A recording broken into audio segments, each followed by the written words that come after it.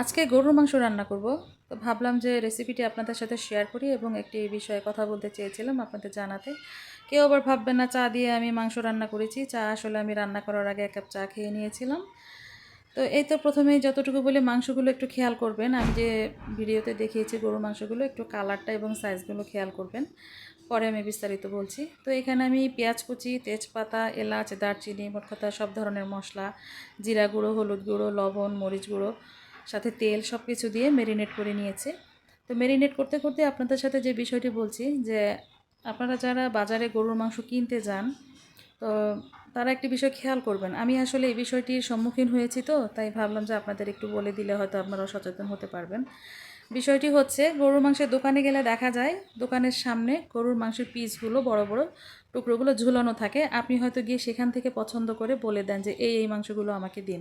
এরপরও সেই মাংসগুলোকে কেটে কুটে সাইজ করে আপনাকে পলিথিনে ভরে দেয়। কিন্তু একটা জিনিস খেয়াল করবেন, যে ব্যক্তি মাংসটা কাটেন সে তো কাটছেই ঠিক আছে, তার পেছনে কিন্তু আরেকজন ব্যক্তি বসা থাকে এবং তার পাশে হলো মাপার যে মিটারটা সেটা দেওয়া থাকে এবং মিটারটা একটু উঁচুতে রাখা থাকে যাতে আপনি দেখতে না পান, এবং মিটারের উপর একটা বোল রাখা থাকে যেটার মধ্যে মাংসটা দিয়ে ওজন দেয়া হয়।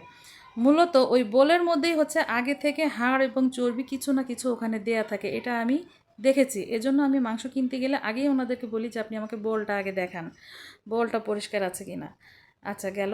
এরপরে যেটা হয়, যখন মাংস কাটা হয় তখন কিন্তু স্বাভাবিকভাবেই আপনি হয়তো মাংস কাটার দিকে খেয়াল রাখছেন, কিভাবে মাংসটা কাটছে সেটা।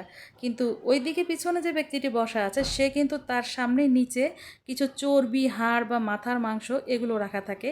সে তখন ওখান থেকে কিছু কিছু করে বোলের মধ্যে এমনভাবে রাখে যেটা আপনার চোখেও পড়ে না। সেই জিনিসটা কিন্তু আমি আজকে দেখেছি। এবং মাংস আমি যখন দেখালাম প্রথমে আপনাদেরকে বলেছিলাম যে একটু খেয়াল রাখবেন, মাংসের কালারটা ছিল একটু ফ্যাকাশে। এবং মাংস কিনে আনার সময় যখন আমি অটোতে করে আসছিলাম, মাংসর ব্যাগটা নিচে আমার পায়ের কাছে রাখা ছিল। আমি নামার সময় দেখলাম মাংস থেকে মানে ব্যাগের বাইরে থেকে প্রচুর পরিমাণে পানি বের হচ্ছে। এভাবে তো হওয়ার কথা না, মাংস থেকে এত পানি বের হবে কেন? অর্থাৎ মাংসের ভিতরে সিরিঞ্জ দিয়ে বা কোনো কিছু দিয়ে পানি স্প্রে করা ছিল, সেটা আমি বুঝতে পারিনি। এবং মাংসটা বাসায় নিয়ে আসার পরে যখন ধোয়া হলো তখন দেখলাম মাংসটা অনেকটা ফ্যাকাশে হয়ে গেছে।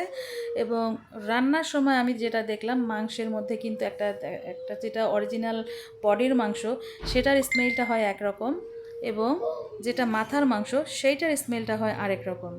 তো আমি রান্নার সময় যে জিনিসটা খেয়াল করলাম এখান থেকে একটু মাথার মাংসের স্মেল আসছে, এবং রান্না করার পরে আমি দেখলাম এখান থেকে কিছু হাড় গোড়ের টুকরো দেখা যাচ্ছে, যেটা আমি কাঁচা অবস্থায় বুঝতে পারিনি।